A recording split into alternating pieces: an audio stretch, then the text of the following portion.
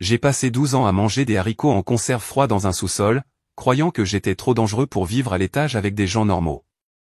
Ma belle-mère, Vera, me disait chaque jour que j'étais mentalement perturbé, que le monde n'était pas sûr pour quelqu'un comme moi. Elle disait que j'avais des absences où je blessais des gens sans m'en souvenir, que les médecins avaient confirmé que j'étais instable après la mort de mes parents.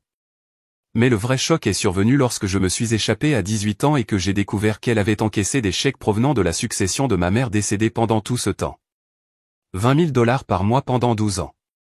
Tout cela pendant que le monde entier me croyait mort. Je m'appelle Dustin Callaway.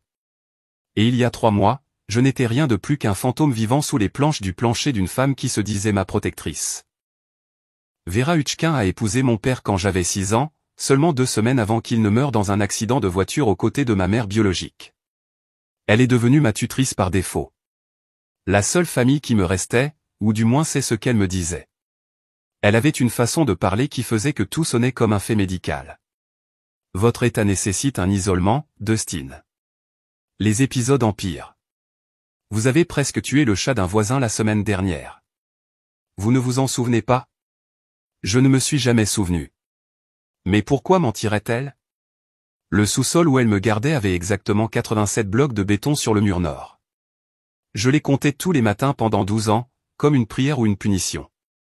Je n'étais jamais sûr duquel il s'agissait. Il y avait une petite fenêtre près du plafond, peinte en noir de l'extérieur, qui laissait entrer juste assez de lumière pour savoir s'il faisait jour ou nuit. Vera a installé des toilettes chimiques dans un coin qu'elle vidait une fois par semaine, portant toujours d'épais gants de caoutchouc comme si j'étais contaminé. Un évier rouillé coulait constamment, 27 gouttes par minute. Je le sais parce que je les ai comptées aussi. Elle apportait les repas une fois par jour, toujours la même rotation. Le lundi, c'était des haricots en conserve et du pain blanc. Le mardi, c'était de la soupe, je soupçonnais qu'elle venait d'un refuge. Le mercredi, c'était des sandwichs au beurre de cacahuètes. Le jeudi, c'était encore des haricots. Le vendredi, c'était ce qu'elle appelait le jour de la gâterie, ce qui signifiait que le sandwich pouvait contenir de la gelée. Les week-ends, c'était des restes aléatoires de ce qu'elle mangeait à l'étage. J'ai appris à savourer chaque bouchée, même lorsque le pain était moisi, car la faim était la seule sensation qui me rappelait que j'étais encore en vie. Tu as de la chance que je ne t'envoie pas dans une institution, disait Vera, en déposant le plateau juste à l'intérieur de la porte. Elle n'est jamais entrée à plus d'1 mètre dans le sous-sol. Sais-tu ce qu'ils font aux cas violents comme toi dans ces endroits? Des électrochocs, des camisoles de force, des médicaments qui transforment ton cerveau en bouillie. Mais je te protège, Dustin. Je te garde en sécurité ici en bas où tu ne peux blesser personne et où personne ne peut te blesser. Les mensonges étaient si parfaitement conçus que j'y croyais complètement. Elle m'a montré de faux rapports médicaux d'un docteur Brennan, qui était censé m'évaluer mensuellement sans jamais me voir. Les rapports décrivaient des épisodes violents dont je ne me souvenais pas, une capacité mentale qui se détériorait et des recommandations pour un isolement continu. Elle a même créé de fausses lettres de voisins inquiets la remerciant de gérer ma situation si discrètement. Madame Henderson, qui habite 2 maisons plus loin, a encore écrit, me disait-elle. Elle dit qu'elle fait encore des cauchemars en te trouvant debout dans son jardin ce soir-là avec ce couteau. Tu ne t'en souviens vraiment pas.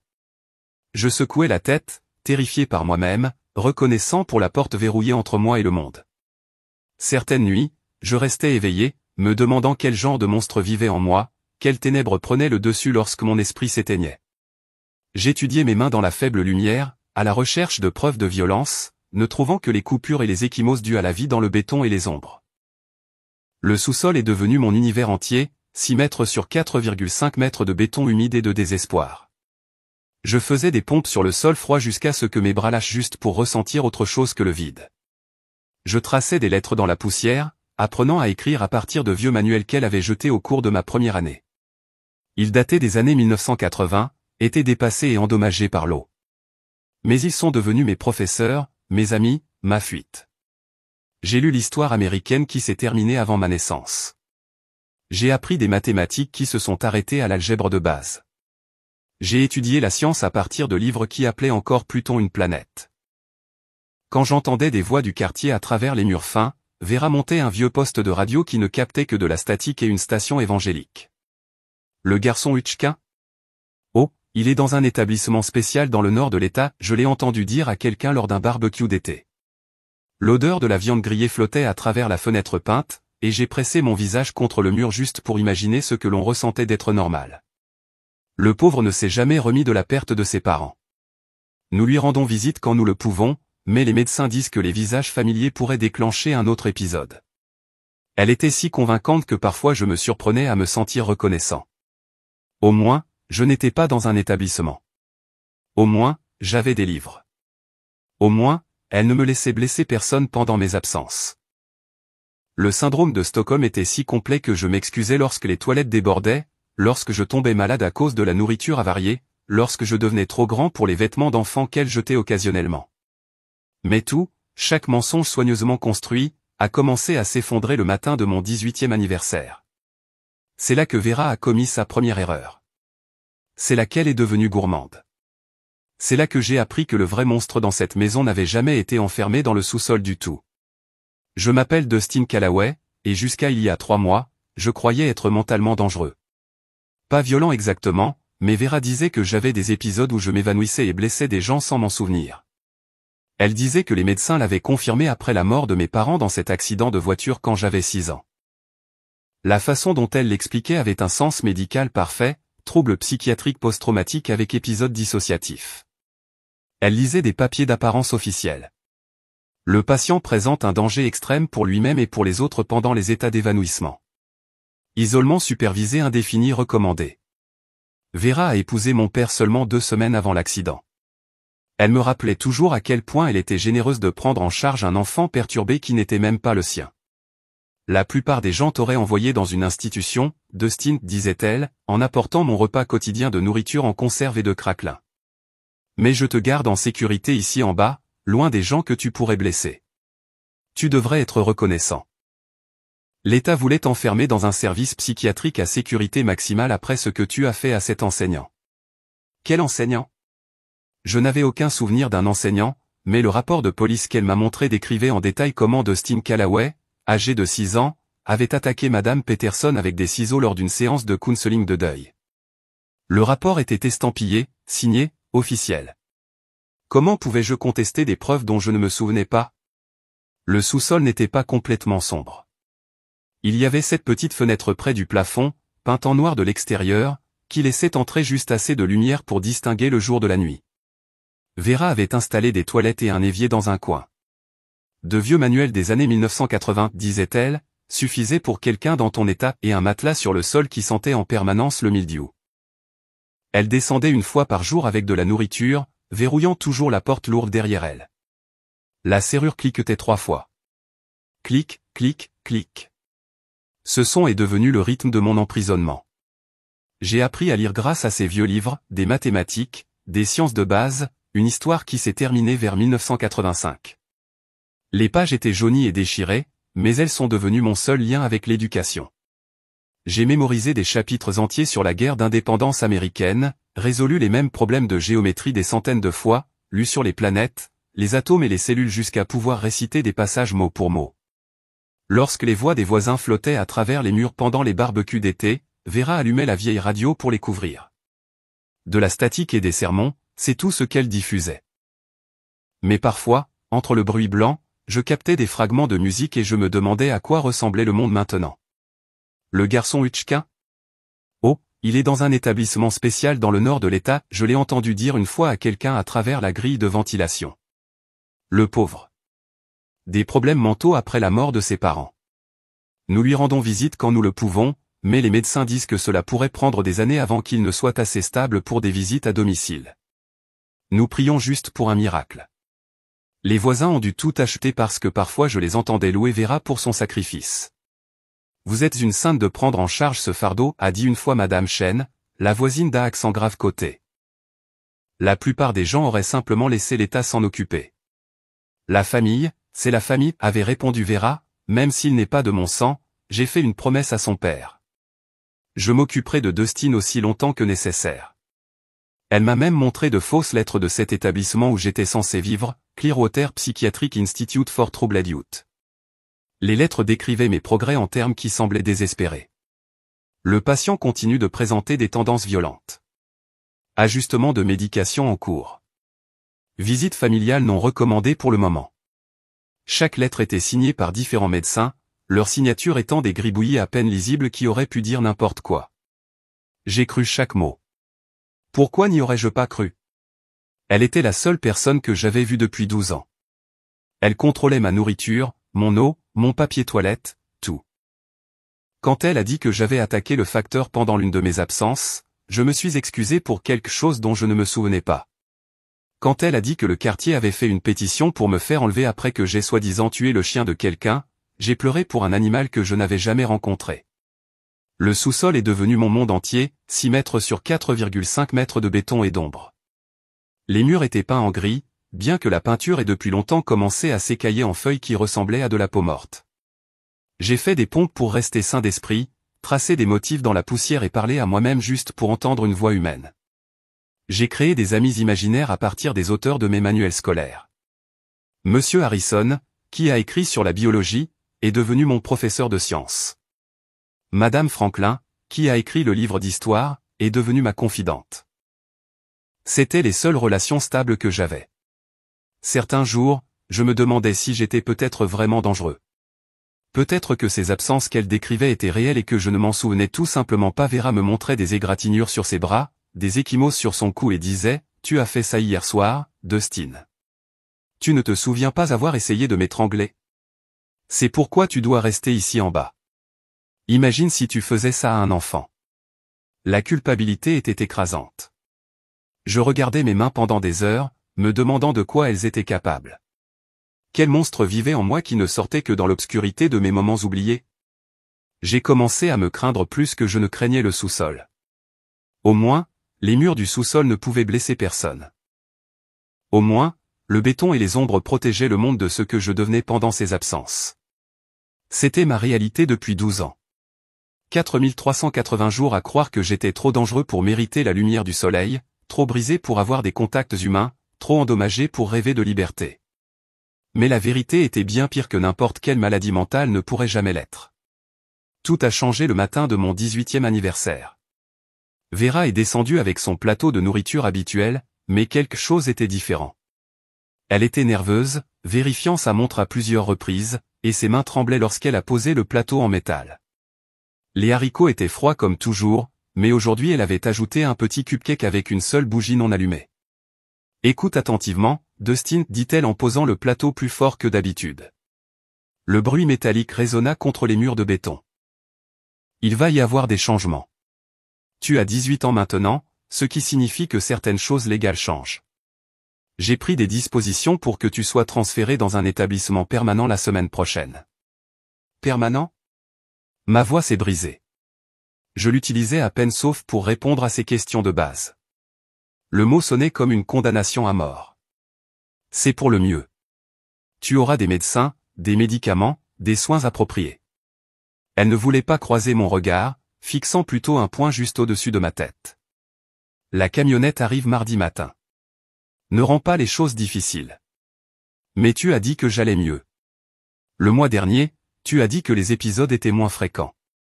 Mes mains ont commencé à trembler. 12 ans dans ce sous-sol me semblaient soudainement un paradis comparé à l'institution qu'elle planifiait. J'ai menti pour épargner tes sentiments. Tu vas de plus en plus mal, Dustin. La semaine dernière, tu t'es enfui et tu as attaqué le fils de Monsieur Patterson. Le garçon a eu besoin de 15 points de suture. La seule raison pour laquelle tu n'es pas en prison est que je les ai convaincus que tu es mentalement incompétent. Le fils de Monsieur Patterson. Je pouvais entendre des enfants jouer au basket-ball à côté hier encore. Ils avaient l'air bien, riant et se disputant les scores, mais le doute s'est insinué comme toujours. Peut-être qu'ils avaient un autre fils. Peut-être que j'avais vraiment blessé quelqu'un. Après son départ, la panique m'a consumé. Un établissement permanent signifiait qu'il n'y avait aucun espoir de jamais aller mieux, de jamais vivre une vie normale. Cela signifiait des serrures plus solides, de vrais médecins qui pourraient percer ce qui n'allait pas chez moi, des médicaments qui emburaient mon cerveau jusqu'à ce que je ne puisse même plus lire mes livres. Mais pire encore, quelque chose dans sa voix me disait que ce n'était pas pour m'aider. Il y avait une impatience, un soulagement, comme si elle se débarrassait enfin d'un fardeau. Cette nuit-là, je l'ai entendue au téléphone à travers la grille de ventilation. Elle devait penser que je dormais. Ou peut-être qu'elle s'en fichait tout simplement parce que je serais parti dans 4 jours. Sa voix a résonné à travers les conduits plus clairement que d'habitude. Oui, mardi matin. Il ne se doute de rien. Une fois qu'il est interné avec les papiers que j'ai préparés, les chèques mensuels de la fiducie continuent de m'être versés en tant que sa tutrice permanente. L'évaluation psychiatrique que j'ai fait falsifier par le docteur Brennan il y a 12 ans tiendra le coup. Docteur Brennan. Falsifié. Fiducie. Chèque mensuel. Les mots tourbillonnaient dans mon esprit comme une tornade, déchirant tout ce que je pensais savoir. J'ai collé mon oreille contre le conduit, mon cœur battant si fort que j'avais peur qu'elle ne l'entende à l'étage. 20 000 par mois pendant 12 ans. Roger, sais-tu ce que j'ai sacrifié pour garder ce garçon enfermé? Mais la succession de sa mère en valait la peine. Encore 40 ans de paiement une fois qu'il sera interné et je serai tranquille pour la vie. La succession de ma mère? Mais elle est morte quand j'avais 6 ans avec mon père, n'est-ce pas? Ma tête tournait en essayant de reconstituer des fragments de souvenirs d'avant le sous-sol. Je me souvenais du rire de ma mère, de la façon dont elle sentait la vanille, de la façon dont elle me lisait des histoires tous les soirs. Mais Vera a dit qu'elle était morte instantanément dans l'accident. Le testament original stipulait que l'argent irait à Dustin à 18 ans, continua Vera. Mais s'il est mentalement incompétent, je reste la fiduciaire indéfiniment. Ce qui est bien, c'est que le cabinet d'avocats qui gère la fiducie pense qu'il est mort depuis 12 ans. Ils ont envoyé des chèques pour sa charité commémorative que j'ai mise en place. Une fois qu'il est dans l'établissement sous un faux nom, il n'y a aucun moyen que quelqu'un le relie à la succession Callaway. Succession Callaway. Charité commémorative. Faux nom. Chaque expression me frappait comme un coup physique. Je me suis affalé contre le mur, mes jambes trop faibles pour me tenir. Tout était un mensonge. Chaque chose qu'elle m'avait dite pendant 12 ans était une pure invention. Qu'en est-il des vraies détentions psychiatriques? Demanda la voix au téléphone. Je l'ai reconnu maintenant comme étant Roger, son petit ami, qui restait parfois à dormir. Je les entendais rire à l'étage en buvant du vin pendant que je mangeais des haricots froids sous leurs pieds. Brennan s'en chargera. Il écrit de fausses évaluations depuis des années. Une de plus n'aura pas d'importance. Le garçon a tellement subi un lavage de cerveau qu'il confirmera probablement tous les symptômes que nous lui dirons qu'il a. Hier, je lui ai dit qu'il avait tué un chien et il s'est excusé pendant 20 minutes. Ils ont tous les deux ri. Le son a fait remonter de la bile dans ma gorge. J'avais pleuré pour ce chien. J'avais fait des cauchemars où je blessais un animal innocent. Je l'avais ajouté à ma liste de péchés, les raisons pour lesquelles je méritais d'être enfermé. L'établissement au Mexique le prendra pour 5 000 par mois en espèces. Pas de questions posées, pas de vrais soins médicaux, juste un lit et suffisamment de médicaments pour le maintenir tranquille. Cela laisse 15 000 de profit par mois, plus ce que j'ai économisé au fil des ans. Roger, nous pouvons enfin acheter cette maison de plage en Floride. Cette nuit-là, je n'ai pas dormi. Chaque histoire que Vera m'avait racontée s'est effondrée. Chaque symptôme qu'elle décrivait, chaque absence qu'elle jurait que j'avais, chaque raison pour laquelle elle me gardait enfermé, tous des mensonges. La rage qui montait en moi n'était pas une maladie mentale. C'était la clarté. Une clarté pure, nette, cristalline qui tranchait à travers 12 ans de manipulation. Pendant 12 ans, j'avais été un prisonnier, pas un patient. Pendant 12 ans, je m'étais excusé pour des crimes que je n'avais jamais commis. Pendant 12 ans, j'avais cru que j'étais un monstre alors que le vrai monstre dormait paisiblement dans la chambre principale au-dessus de moi, rêvant de maisons de plage achetées avec l'argent de ma mère. J'avais 3 jours pour m'échapper, sinon je disparaîtrais à jamais dans un établissement mexicain où personne ne connaîtrait même mon vrai nom. 3 jours pour sauver ma propre vie. J'avais 3 jours jusqu'à mardi. 3 jours pour m'échapper d'un sous-sol qui me retenait depuis 12 ans. Mais cette fois, j'avais quelque chose que je n'avais jamais eu auparavant, une détermination née de la vérité et d'une rage qui consumait 12 ans d'impuissance apprise. La porte du sous-sol était en bois massif avec un verrou qui se verrouillait de l'extérieur. Mes 12 ans à regarder les mêmes 4 murs signifiaient que je connaissais chaque faiblesse. Les charnières étaient vieilles, repeintes des douzaines de fois. Le cadre était endommagé par l'eau à cause d'une vieille fuite, ce qui rendait le bois mou dans un coin. Je l'avais remarqué il y a des années, mais je n'avais jamais pensé à l'exploiter parce que je croyais que je méritais d'être enfermé. Maintenant, les mêmes dommages ressemblaient au salut. Samedi s'est passé à tester toutes les faiblesses possibles. J'ai d'abord essayé la fenêtre, en utilisant une fourchette pour gratter la peinture noire, mais j'ai immédiatement réalisé qu'elle était munie de barreaux de l'extérieur. La grille de ventilation était trop petite, même pour ma charpente mal nourrie. La porte restait ma seule option. J'ai passé des heures à l'étudier, en passant mes doigts le long du cadre, en trouvant l'endroit exact où le bois était mou et spongieux. Dimanche matin, Vera a apporté le petit déjeuner en retard. Elle était habillée pour l'église, portant le collier en croix en or qu'elle portait toujours quand elle voulait avoir l'air respectable. « Tu es silencieux », observa-t-elle, suspicieuse, ses yeux se rétrécissant alors qu'elle m'étudiait. Juste effrayée à propos de mardi, marmonnai-je en gardant la tête baissée. J'avais appris au fil des ans que le contact visuel la mettait mal à l'aise. « Me rendras-tu visite à l'établissement ?» Ses épaules se sont détendues. « Bien sûr, mon chéri. Chaque mois, comme une bonne mère devrait le faire. » Le mensonge a glissé de sa langue si facilement que je me suis demandé si elle savait encore qu'elle mentait. « Vera, dis-je, forçant ma voix à se briser. Je suis désolé pour tous les problèmes que j'ai causés, pour toutes les personnes que j'ai blessées. Tu as été si patiente avec moi. » Elle a réellement souri. Le premier sourire sincère que j'ai vu d'elle depuis des années. « C'est très mature de ta part, Dustin. Les médecins de l'établissement t'aideront. Peut-être qu'un jour tu iras même mieux. » Elle est partie en fredonnant un hymne, complètement convaincue que son plan fonctionnait. Dimanche soir, j'ai attendu jusqu'à 2 heures du matin, quand je savais qu'elle serait profondément endormie. Elle prenait des somnifères tous les soirs, un autre fait que j'avais recueilli en écoutant à travers les conduits pendant des années. En utilisant la fourchette que j'avais cachée il y a des mois juste pour avoir quelque chose qui était à moi, j'ai passé des heures à gratter le bois pourri autour du cadre de la porte. Le bois mou s'est détaché en lanière, silencieux et humide. Mes doigts saignaient à cause des échardes et de la pression brute, mais j'ai continué.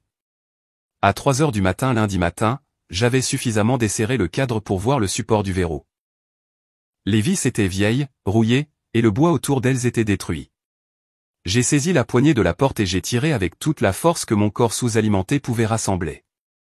Le cadre a craqué, gémi, puis avec un léger craquement, le support du verrou s'est détaché du bois pourri. J'ai poussé la porte pour la première fois en 12 ans. Les escaliers du sous-sol semblaient incroyablement raides. Mes jambes, faibles après des années de mouvements limités, tremblaient à chaque pas. La 7e marche grinça bruyamment, et je me suis figé pendant 1 minute entière, écoutant le moindre signe indiquant que Vera s'était réveillée. Rien. Juste le tic-tac d'une horloge grand-père dont j'avais oublié l'existence. La maison était sombre, silencieuse et complètement étrangère. La cuisine avait été remodelée en quelque chose de moderne et de coûteux. Tous les comptoirs en granit et les appareils électroménagers en acier inoxydable ont été achetés avec l'argent de ma mère. Des photos de famille tapissaient le couloir, mais je n'étais sur aucune d'entre elles. Au lieu de cela, Vera posait avec Roger lors de diverses vacances, plages, montagnes, croisières, le tout financé par mon emprisonnement. J'ai trouvé facilement le bureau de Vera parce qu'elle l'avait mentionné lors de son appel téléphonique. La porte était déverrouillée, sa confiance en mon emprisonnement la rendant négligente. Le bureau était couvert de papier, et ce que j'ai trouvé m'a retourné l'estomac, des relevés bancaires montrant des dépôts automatiques de 20 000 $ par mois provenant du Helena Callaway Trust. Le nom de ma mère était Helena. Je m'en souvenais maintenant. Je me souvenais comment elle l'écrivait en cursive sur mes sacs à lunch. Des photos de mes parents que je n'avais jamais vues étaient entassées dans un tiroir. Ma mère me tenant bébé. Mon père m'apprenant à faire du vélo. Nous 3 sur une plage dont je ne me souvenais pas avoir visité.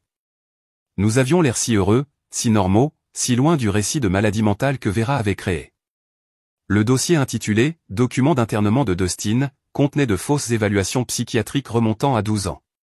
La signature du docteur Brennan apparaissait sur des documents décrivant des épisodes violents qui ne se sont jamais produits, des médicaments que je n'avais jamais pris, des symptômes que je n'avais jamais présentés. Chaque faux était une barre de plus dans ma cage. Mais le document qui a arrêté mon cœur était au bas de la pile, dossier de personnes disparues. Bien sûr. 2012 à 4478, Dustin Callaway, 6 ans. Affaire classée. Présumé mort. Présumé mort. Le monde pensait que j'étais mort. La famille de ma mère, si elle existait, pensait que j'étais mort. Les avocats qui géraient ma fiducie pensaient que j'étais mort. J'avais été effacé de l'existence alors que je vivais à 6 mètres sous terre. J'ai attrapé les documents les plus importants, les fourrant dans un sac en plastique que j'ai trouvé dans un tiroir. Relevé bancaire, le rapport de personnes disparues, les faux dossiers médicaux et une photo de mes parents. Preuve de mon existence et de ces crimes. Ensuite, j'ai vu le portefeuille de Vera sur le comptoir. J'ai pris les $60 à l'intérieur, le premier argent que j'avais jamais tenu, 3 billets de $20 qui ressemblaient à la liberté. J'avais besoin de vêtements qui ne me marquent pas comme un prisonnier évadé. Dans la buanderie, j'ai trouvé un sac de dons que Vera avait préparé pour Godwill, un jean trop grand, une chemise de flanelle qui sentait l'eau de Cologne de Roger et une casquette de baseball qui cacherait mon visage. Je me suis changé rapidement, fourrant mes vêtements du sous-sol à la poubelle. Debout à la porte de derrière, j'ai hésité. 12 ans de conditionnement m'ont dit que j'étais dangereux, que j'entendrais quelqu'un au moment où je sortirais. Mais c'était la voix de Vera, pas la mienne. J'ai tourné le bouton de la porte et je suis sorti dans l'air nocturne pour la première fois depuis que j'avais 6 ans. Le monde sentait différemment de ce dont je me souvenais, plus frais, plus grand, libre. Le monde extérieur était accablant. Les lampadaires me brûlaient les yeux comme de petits soleils. Les voitures se déplaçaient plus vite que je ne m'en souvenais, leurs phares traversant l'obscurité avec une intensité qui me faisait sursauter. J'ai marché pendant des kilomètres, sans savoir où j'allais, sachant juste que je devais m'éloigner de cette maison. Mes jambes étaient douloureuses et tremblaient, n'étant pas habitué à marcher plus de 6 mètres dans n'importe quelle direction. Au lever du soleil, je me suis retrouvé au centre-ville de Portland, une ville où je ne savais même pas que je vivais. Un panneau « On recherche de l'aide » au Ridgeway Corporate Building a attiré mon attention.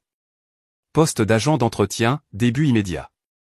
L'univers semblait m'offrir une bouée de sauvetage. Je suis entré, probablement en ressemblant à un fantôme avec ma peau pâle et mes vêtements mal ajustés du sac de dons de Vera. Le gestionnaire de l'immeuble, M. Torres, a à peine levé les yeux de son journal. « Tu as 18 ans ?» a-t-il demandé, sa voix rauque à cause d'années de cigarettes. « Oui, monsieur. »« Tu peux commencer aujourd'hui. »« Oui, monsieur. »« Très bien. »« Salaire minimum, quart de nuit, ne vole rien. »« Uniforme dans le placard de fourniture. »« Les clés du bâtiment sont numérotées. »« Tu te trompes, tu es parti. » Pendant 2 semaines, j'ai nettoyé des bureaux de 18h à 2h. J'ai dormi dans un placard de rangement au 3e étage, je me suis douché dans les toilettes des employés avant que personne n'arrive et j'ai économisé chaque centime de mon salaire en espèces. Personne n'a posé de questions sur l'agent d'entretien silencieux qui sursautait au bruit soudain et ne savait pas comment utiliser un téléphone intelligent. Monsieur Torres m'a payé en espèces à ma demande, pensant probablement que je me soustrayais aux impôts ou à la pension alimentaire pour enfants.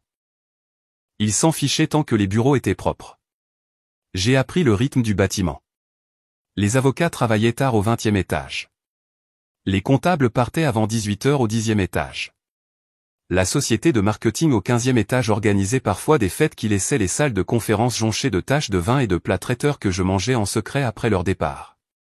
Chaque soir, j'empochais les restes de sandwichs et de fruits, complétant les articles à $1 que je pouvais me permettre. Puis est venue la nuit qui a tout changé. Le 15 octobre, un jeudi. Je nettoyais le 20e étage, le niveau exécutif du Ridgeway Law Firm. Le nom ne signifiait rien pour moi quand je l'ai vu pour la première fois. Juste une autre entreprise dans un immeuble plein d'entreprises. Habituellement, il était vide au moment où j'y arrivais, mais ce soir, la lumière se répandait sous la porte de la salle de conférence principale. Les associés travaillaient parfois tard sur de grosses affaires, alors j'ai frappé doucement, puis je suis entré avec mon chariot de nettoyage. Désolé, je reviendrai plus tard, ai-je marmonné à l'homme plus âgé assis à la table de conférence, entouré de papiers et de dossiers manilles. L'homme a levé les yeux et sa tasse de café s'est écrasée sur le sol. Le bruit de la céramique se brisant sur le marbre semblait résonner à jamais. Son visage est devenu blanc comme le marbre, puis gris, comme s'il regardait un fantôme se matérialiser devant ses yeux. Non, non, ce n'est pas possible. Sa voix était à peine un murmure. Il s'est levé lentement, agrippant la table pour se soutenir. J'ai reculé, effrayé. Je suis désolé, monsieur. Je vais nettoyer ça tout de suite. J'ai attrapé des essuie-tout dans mon chariot, tombant à genoux pour ramasser les morceaux brisés. Ton visage, tes yeux. Il a fait le tour de la table, ses chaussures chères craquant sur des éclats de céramique. Tu es censé être mort. Elena a juré que tu étais mort dans cet accident avec ton père.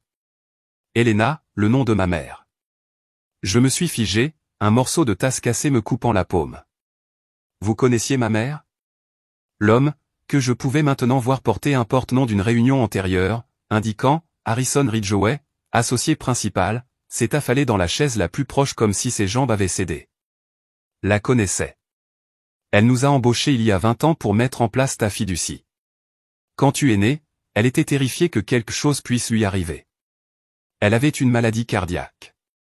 Savait qu'elle ne te verrait peut-être pas grandir. Alors, elle a mis en place une fiducie de 20 millions de dollars pour toi. 20 millions de dollars? La pièce a tourné. J'ai agrippé mon chariot de nettoyage pour rester debout. Mais après l'accident, ta belle-mère nous a montré des certificats de décès. Les tiens et ceux de tes parents. Les instructions de la fiducie étaient claires. Si tu mourais, l'argent irait à ton tuteur pour des œuvres caritatives à ta mémoire. Nous lui envoyons 20 000 dollars par mois depuis 12 ans. Elle m'a enfermé dans un sous-sol, ai-je murmuré. Pendant 12 ans, elle m'a gardé dans un sous-sol. Le visage de Monsieur Ridgway est passé du blanc au rouge, la couleur de la rage remontant de son col à sa racine des cheveux. Montre-moi tes bras. Confus, j'ai retroussé mes manches. Les cicatrices d'années à gratter les murs de béton, la peau pâle qui n'avait pas vu le soleil, les marques d'avoir essayé de m'échapper. Elles racontaient leur propre histoire. Ma peau paraissait presque translucide sous les lumières de la salle de conférence. Les veines bleues visibles comme une carte routière de captivité. Mon Dieu. Il a saisi son téléphone avec des mains tremblantes. Patricia, annule ma soirée. Ensuite, appelle le détective Morrison et dis-lui de venir ici immédiatement et d'apporter les dossiers de la fiducie Elena Callaway. Tous. Il s'est arrêté, sa voix se brisant. Oui, j'ai dit Callaway. Le fils d'Elena Callaway est vivant. Il s'est tourné vers moi, des larmes coulant sur son visage ridé. Ta mère était la fille du meilleur ami de ma femme, Dustin. Quand elle est morte, j'ai promis à ses funérailles que je veillerais à ce que son fils soit pris en charge. J'ai échoué. Je t'ai échoué. Mais je te jure maintenant, cette femme paiera pour chaque jour qu'elle t'a volé. Je ne comprends pas. Les certificats de décès. Falsifiés. Ils devaient l'être. Ta mère a mis en place une disposition si jamais tu étais déclaré mort sans corps. Nous étions censés engager des détectives privés pour confirmer. Mais ta belle-mère a fourni des certificats, un programme de funérailles, même des photos d'une pierre tombale avec ton nom. Nous n'avions aucune raison de douter d'elle. Il a sorti une tablette, ses doigts volant sur l'écran. Tiens, voici le dossier de ta mère. Il m'a montré une photo d'une jeune femme avec exactement mes yeux, mes mêmes cheveux noirs. Elle était brillante. Harvard Law à 21 ans. Elle savait que quelque chose pouvait arriver. C'est pourquoi elle a protégé tes biens si soigneusement. Sauf qu'elle n'a jamais imaginé que quelqu'un te ferait simplement disparaître tout en te gardant en vie. Le détective Morrison est arrivé dans l'heure qui a suivi par des agents du FBI. L'enlèvement et la fraude entre États en ont fait une affaire fédérale. Ils ont pris ma déposition dans cette même salle de conférence où j'avais nettoyé les sols une heure plus tôt. Monsieur Ridgway ne m'a jamais quitté des yeux, sa main sur mon épaule comme une encre. Nous devons agir maintenant, a déclaré le détective Morrison après avoir entendu mon histoire. Si elle réalise qu'il est parti, elle s'enfuira. À 3 heures du matin, ils avaient arrêté Vera à la maison où elle était déjà en train de faire ses valises pour partir. Elle avait découvert mon évasion et chargeait des valises dans sa voiture lorsque le FBI l'a encerclée. Ils ont trouvé Roger en train de brûler des documents dans la cour. Le sous-sol sentait encore mes 12 années de captivité, et la police scientifique trouverait plus tard des preuves ADN. Des rayures dans le béton où j'avais marqué les jours, des années de preuves que j'avais été là. Le procès a été une sensation médiatique. Le garçon du sous-sol, m'ont-ils appelé, bien que Harrison, comme il insiste pour que je l'appelle maintenant, ait gardé mon vrai nom hors des journaux grâce à des manœuvres juridiques prudentes. Vera a écopé de 40 ans pour enlèvement, fraude et séquestration. Le juge a qualifié cette affaire de l'un des cas de maltraitance infantile les plus calculés et cruels qu'il ait jamais vus. Le docteur Brennan, qui avait falsifié mes évaluations psychiatriques, a perdu son permis et a écopé de 15 ans. Roger a écopé de 10 ans en tant que complice. Ils ont trouvé des preuves qu'ils prévoyaient de me tuer si le plan de l'installation au Mexique échouait. Mais les vraies conséquences étaient plus calmes que les manchettes. Harrison a personnellement supervisé mon cas. La fiducie que ma mère a laissée n'était pas seulement de 20 millions de dollars. Avec un investissement approprié sur 18 ans, elle avait atteint 32 millions de dollars. Mais l'argent ne pouvait pas racheter 12 années d'enfance, d'éducation, d'apprentissage de la façon d'être humain. Harrison le savait. Il s'asseyait avec moi pendant les séances de thérapie, m'enseignant des choses que les pères devraient enseigner à leurs fils. Comment serrer fermement la main? Comment regarder les gens dans les yeux? Comment croire que tout le monde ne ment pas? Ta mère était brillante, m'a dit Harrison un jour, me montrant des photos que je n'avais jamais vues. Elle a obtenu un diplôme de Harvard Law à 23 ans. Elle a travaillé pour un juge de la Cour suprême. Elle serait si fière que tu aies survécu. Il m'a montré des vidéos d'elle me tenant bébé, m'apprenant à marcher, me lisant des histoires. Sa voix était exactement comme je m'en souvenais dans mes rêves. Je me suis inscrit à un programme d'éducation accélérée. Il s'avère que s'enseigner soi-même à partir de vieux manuels dans un sous-sol vous rend assez bon en apprentissage autonome. En 1 an, j'ai obtenu mon GED. Oh, dans les 2 ans, j'étais inscrit à l'université pour étudier le droit. Suivant les traces de ma mère, Harrison est devenu mon mentor, m'enseignant non seulement le droit, mais aussi la vie. Il m'a présenté sa famille, qui m'a accueilli comme si j'avais toujours eu ma place à leur table. Mais la leçon la plus difficile n'était pas académique. C'était d'apprendre à faire confiance, à croire que tout le monde qui me souriait ne mentait pas. Ma thérapeute, Dr Chen, dit que je fais des progrès remarquables. Mais certains soirs, je me réveille encore en pensant que je suis de retour dans ce sous-sol. Que ma liberté est le rêve. Elle m'a appris que le traumatisme ne disparaît pas. Vous apprenez juste à le porter différemment. J'ai acheté un petit appartement avec des fenêtres partout. La cuisine a 3 fenêtres. La salle de bain a un puits de lumière. Ma chambre a des bails vitrés du sol au plafond orienté à l'est, alors je me réveille avec le lever du soleil chaque matin. Parfois, je reste juste debout à les regarder, regardant les gens passer, toujours émerveillé d'avoir le droit de faire partie du monde. Mes voisins pensent que je suis bizarre de laisser tous mes rideaux ouverts, mais ils ne comprennent pas que la vie privée ressemble à un emprisonnement pour quelqu'un qui a vécu dans l'ombre pendant 12 ans. La semaine dernière, j'ai reçu une lettre qui a tout changé à nouveau. Elle provenait d'une femme nommée Teresa, la sœur de ma mère. Elle pensait que j'étais mort depuis 12 ans, avait même pris la parole à mes prétendues funérailles. Elle voulait me rencontrer, me raconter des histoires sur ma mère, me montrer des vidéos de famille dont je n'ai jamais connu l'existence. Nous nous sommes rencontrés dans un café et elle m'a tenu les mains et a pleuré pendant 1 heure avant de pouvoir parler. Tu as ses yeux, a-t-elle dit, et sa force. Elena serait si fière que tu aies survécu. Elle m'a présenté à des cousins, des tantes, des oncles, des grands-parents qui m'avaient pleuré pendant plus d'1 décennie. Ils m'ont accueilli avec un amour féroce qui m'a submergé et guéri simultanément. Soudain, j'avais une famille, une vraie famille, qui ne voulait rien de moi sinon me connaître. La famille n'est pas toujours de sang, m'avait dit Harrison. Parfois, ce sont les gens qui refusent d'abandonner, même quand ils pensent que tu es parti. J'ai créé une fondation avec une partie de ma fiducie. Elle s'appelle « Enfants cachés » et elle aide à identifier les enfants disparus qui ne sont peut-être pas réellement disparus, juste cachés. Nous avons trouvé 17 enfants au cours de la dernière année enfermés dans des sous-sols, des greniers, des hangars, cachés à la vue de tous par des personnes qui étaient censées les protéger. Parce que si 12 ans m'ont appris quelque chose, c'est que les monstres ne se cachent pas dans les sous-sols. Ce sont eux qui détiennent les clés. Vera avait raison sur une chose, cependant. J'ai eu des épisodes où j'ai perdu connaissance. Chaque nuit dans ce sous-sol, je perdais conscience de la douleur, de la solitude, du désespoir. Mais ce n'étaient pas des symptômes de maladie mentale. C'étaient des symptômes de survie. Et j'ai survécu. Parfois, les gens me demandent si je pardonne à Vera. La réponse est non. Le pardon est pour les erreurs, pour l'erreur humaine, pour les moments de faiblesse. Ce qu'elle a fait était un mal calculé maintenu pendant 12 ans. Je ne lui pardonne pas, mais je ne la laisse pas s'approprier davantage de ma vie non plus. Elle a déjà pris 12 ans. Elle ne peut pas prendre un autre jour à travers ma colère. Mon histoire n'est pas unique. En ce moment, quelque part, on dit à un enfant qu'il est dangereux, malade mental, indésirable ou mort pour le monde. Ils sont cachés par quelqu'un qui devrait les protéger. Si vous soupçonnez quelque chose, dites quelque chose. Ne présumez pas que quelqu'un d'autre aidera. Ne présumez pas que les parents savent mieux. Parfois, le vrai parent est celui qui t'a enfermé. J'ai 21 ans maintenant. Je suis à la faculté de droit.